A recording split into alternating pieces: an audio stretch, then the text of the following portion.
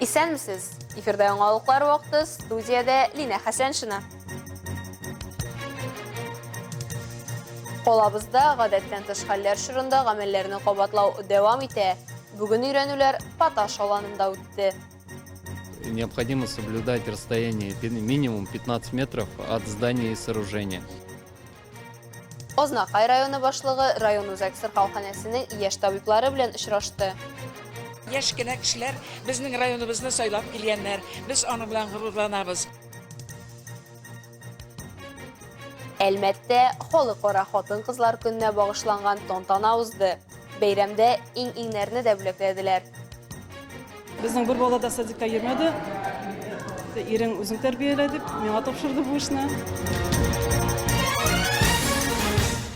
Elbette, gadetten tışhaller şırında gamellerini qobatlaw boyunca öğrenüler devam ite. Kişi Ekstrem Park teritoriyasında su taşı uçurağında jelip itileşek şahsi sastav ham texnikini tekşirseler, bugün öğrenülerini Pataş alanında tabiat yongınları neticelerin bitiruge bağışladılar. Söz Olsun Nuriyevaga.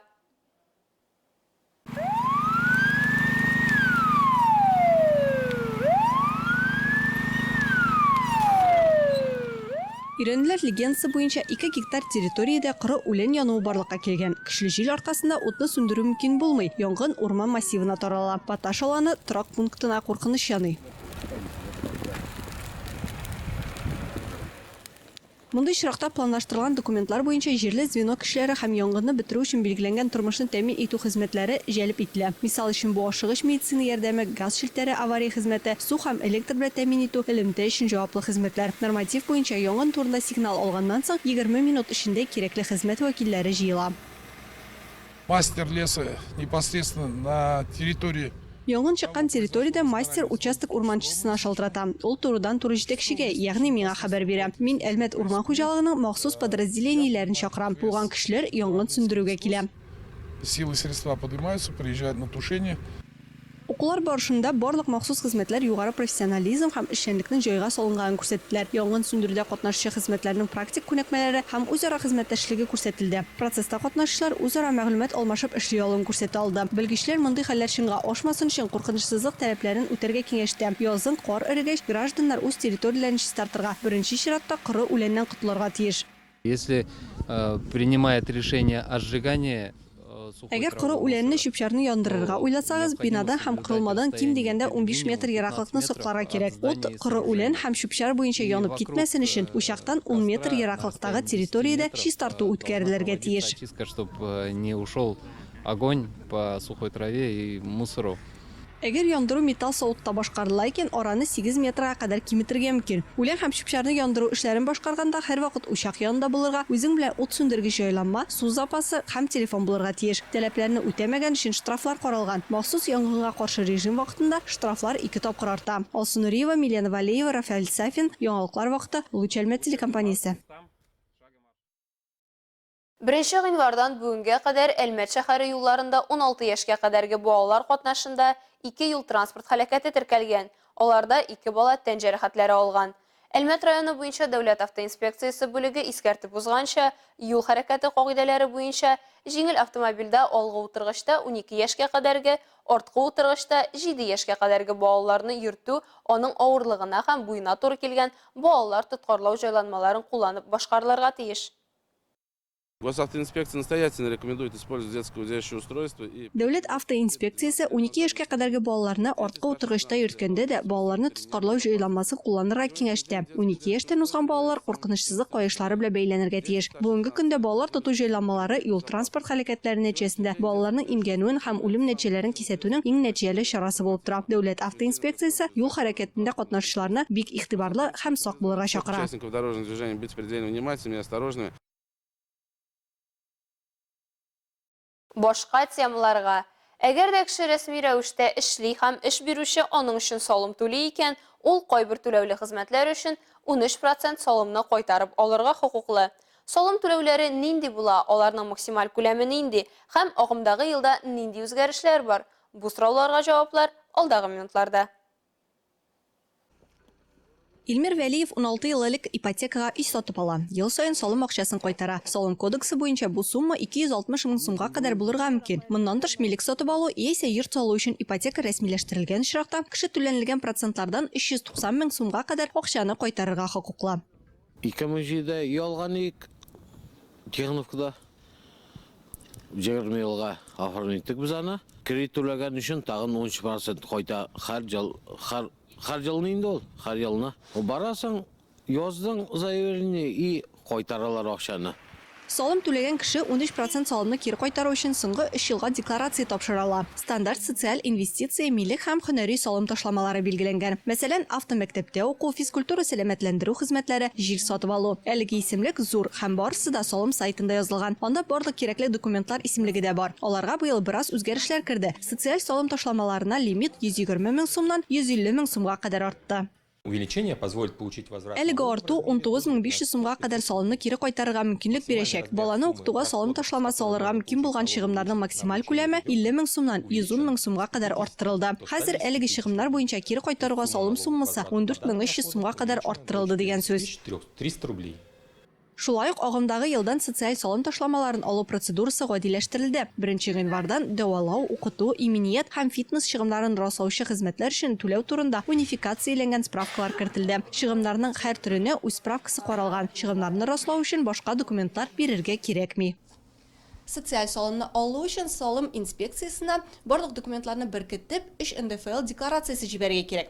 Моның өчен без налог.ру сайтында шәхси кабинетка керәбез, барлык раслаучы документларны һәм справкаларны беркетеп, 3 НДФЛ декларациясын тутырабыз. Закон буенча камераль тикшерү 3 айга кадәр дәвам итә. 1 ай эчендә сумма кире кайтырга тиеш. Алсу Нуриева, Рафаэль Сафин, Яңаклар вакыты, Лучельмет телекомпаниясе. Ознакай муниципаль районы башлыгы Марсель Шайдуллин яшь белгечләр белән очрашты. Анда район үзәк сырхауханәсендә хезмәт юлын башлаган 40 табиб катнашты. Очрашу барышында яшьләр тарафына җылы теләкләр яңгырады, күңелле сюрпризлар, истәлекле бүләкләр дә булды. Бу хакта тулырак мәгълүмат коллегабыз Илмира Шәрифуллина сюжетында. Иң җаваплы һәм хөрмәткә лаек һөнәр ияләре, табиблар. Алар үз алдына максат итеп кеше гомерен саклап калу бурычын куйганнар. Әлеге чарада район үзәк сырхауханәсенең төрле бүлекләрендә хезмәт юлын башлап җибәргән 40 белгеч катнаша. Монда терапевтлар да, стоматологлар да, хирурглар да бар. Искәндәр Шакиров Казан дәүләт медицина университетын тәмамлаган. Бүген Тымытык амбулаториясендә һәм Ознакай шәһәренең балалар стационарында табиб-педиатр. Главный вопрос, почему я оказался здесь. Төп сорау, ни өчен мин монда? Бу сорауны биргәч, мин үзем дә аптырап калдым. Мин үзем Ознакайда тудым, биредә үстем. Менә шуңа күрә дә мин бүген биредә. Потому что я родился, вырос здесь в Ознакайском районе. Айгөл Кедрасова, акушер-гинеколог, хатын-кызлар консультациясендә эшли, үз эшен намус белән башкара. Работаю здесь с сентября. Биредә 2022 елның сентябрь аеннан эшлим. Бик ошый, йөкле хатын-кызларны кабул итәбез, бала тудыруда булышабыз. Принимаем женщин, помогаем. Очрашу барышында яшьләргә 70 еллык тарихы булган Ознакай район сырхауханәсе эшчәнлеге хакында фильм тәкъдим ителде. Район башлыгы Марсель Шайдуллин яшьләргә алда уңышлар теләде. Биредә яшәү өчен тудырылган заманча мөмкинлекләрне билгеләп узды. Огромное спасибо, что именно выбрали наш город, что вернулись в родной город. Здесь вот есть наши студенты, бывшие студенты, сейчас уже они молодые специалисты. Очрашуда шулай ук баш табиб урынбасары Олег Косоногов, яшьләр лидеры, ветераннар советы җитәкчелеге дә катнашты. Очрашу бик тә күңелле һәм бик истәлекле булды, истә калырлык булды. Шуннан да менә яшь кенә кешеләр безнең районыбызны сайлап килгәннәр. Без аның белән горурланабыз. Очрашуга килгән һәр яшь табиб күңелле аралашып, истәлек бүләкләр һәм күтәренке кәеф белән кайтып китте. Илмира Шәрифуллина, Рөстәм Әкбаров, Яңалыклар вакыты, Луч Әлмәт телекомпаниясе. Бу атнада безне кыскартылган эш атнасы көтә. Җомга көн илебездә язның беренче бәйрәме 8 март халыкара хатын-кызлар көне. Шул уңайдан гүзәл затларыбыз инде котлаулар кабул итә дә башлады. Нефтче мәдәният сараенда әлмәтле туташ вә ханымнар өчен тантана узды. Бәйрәмне без дә күреп кайттык.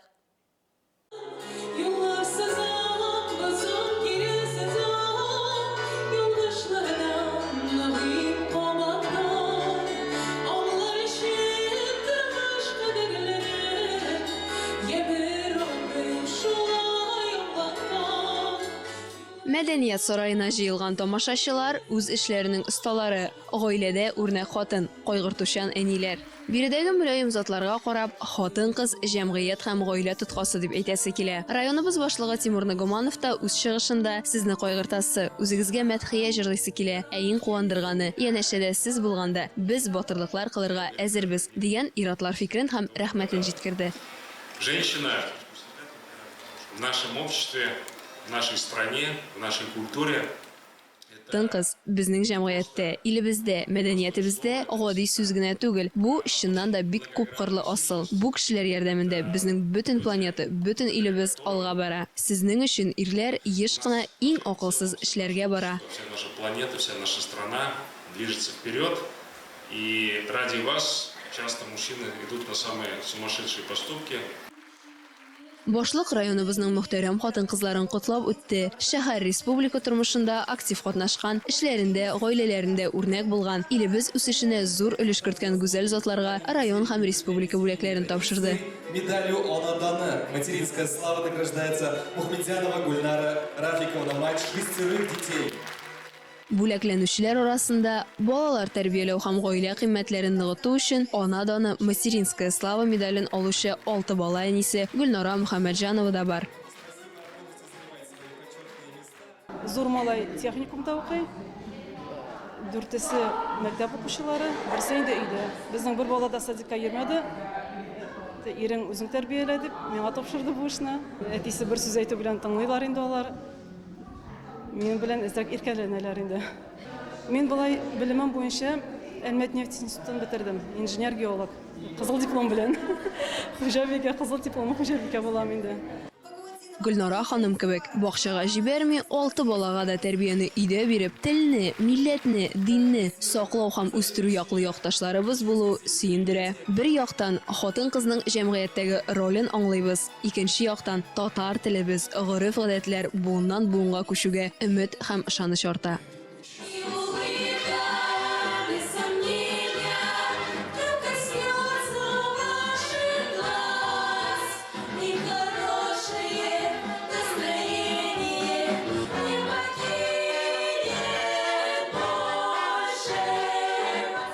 Сәхнәдә башкарылган биюләр, җыр-моң, котлау сүзләре тамашачы булып килгән ханымнар мисалындагы меңләгән хатын-кыз өчен яңгырады. Концерт программасы якынлашып килүче яз һәм чәчәк бәйрәме алдыннан чын музыкаль бүләк булды.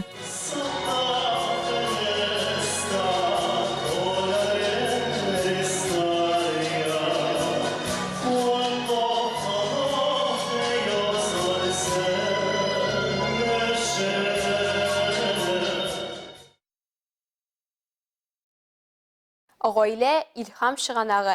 Әнә шул исем астында калабызда беренче тапкыр иҗади гаилә фестивале үтте. Аны Әлмәтнең Рәис Нәгыймов исемендәге беренче номерлы балалар музыка мәктәбе коллективы оештырды. Анда Рәдифә Нугманова да катнашты. Әлмәт үзенең талантлы гаиләләре белән дан тота. Мисал өчен, Рәис Нәгыймов исемендәге балалар музыка мәктәбендә генә дә тулы гаиләләр белән эшләүчеләр бар. Шуны исәптә тотып, әлеге мәктәп коллективы гаилә елы уңаеннан талантлы гаиләләр фестивале игълан итә.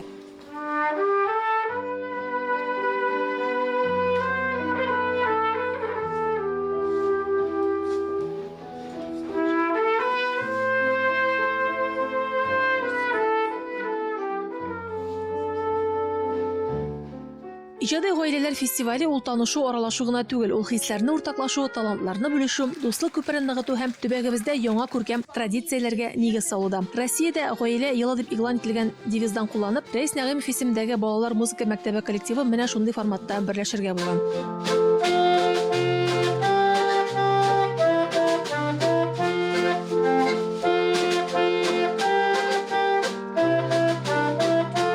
Назвали, поэтому наш вот сегодняшнее мероприятие как муниципальный фестиваль творческих семей. Гаилә елына багышланган чарабызны иҗади гаиләләр муниципаль фестивале дип атарга булдык. Әзерлек барышында шундый кызыклы фактлар ачылды. Барлык гаиләләрнең дә үз традицияләре бар. Шуңа күрә һәр чыгыш алдыннан кызыклы фактлар яңгыраячак. Хорошо читают, рассказывают. Оказывается, еще и много традиций добрых. И получается так, что перед каждым выступлением семьи мы рассказываем про эту семью.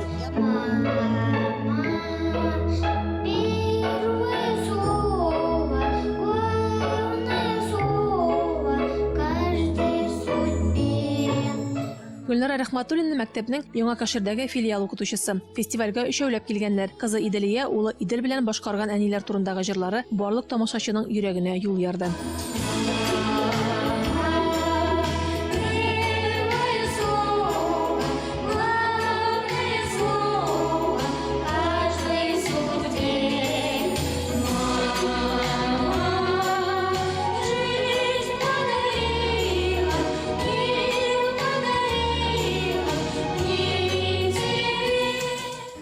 Авылда инде һәр даим балаларыбыз безнең чыгыш ясый. Бүген инде менә без бергәләп бик рәхәтләнеп килдек шушы фестивальгә. Безнең әзер җырыбыз бар иде.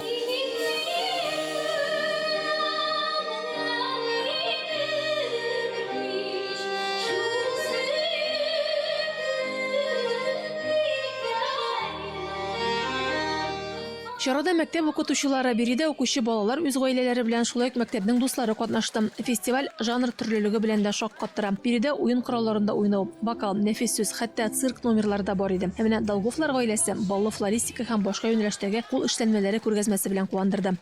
Я всегда любила рисовать, то есть вот не было, и шила я всегда. И вот дочка у меня сидит в декрете, она вдруг сделала вот полигональную фигуру, и не одну, несколько. Участие именно семей в музыкальном конкурсе нужно поддерживать, поскольку это все... Иҗади гаиләләргә теләктәшлек күрсәтергә дип саныйм. Бу безнең традицияләребез, ул сакланырга, үсәргә тиеш. Без үз мәдәниятебезне үзебез үстерергә сәләтле. Барысын да шундый матур бәйрәм белән тәбрик итәм. Поздравляю всех любителей музыки, всех, кто любит музыку, служит искусству, с этим прекрасным праздником. Фестивальдә катнашкан 11 гаиләнең һәрбере төрле номинацияләрдә бүләкләнде. Әлбәттә инде оештыручылар да, бәя бирүчеләр дә, хәтта тамашачылар да бу көнне сюрпризсыз калмады. Күтәренке кәефтән тыш автор җырлары клубында чәй өстәле дә әзерләнгән иде. Рәдифә Нугманова, Рафаэль Сафин, Яңалыклар вакыты, Луч, Әлмәт телекомпаниясе.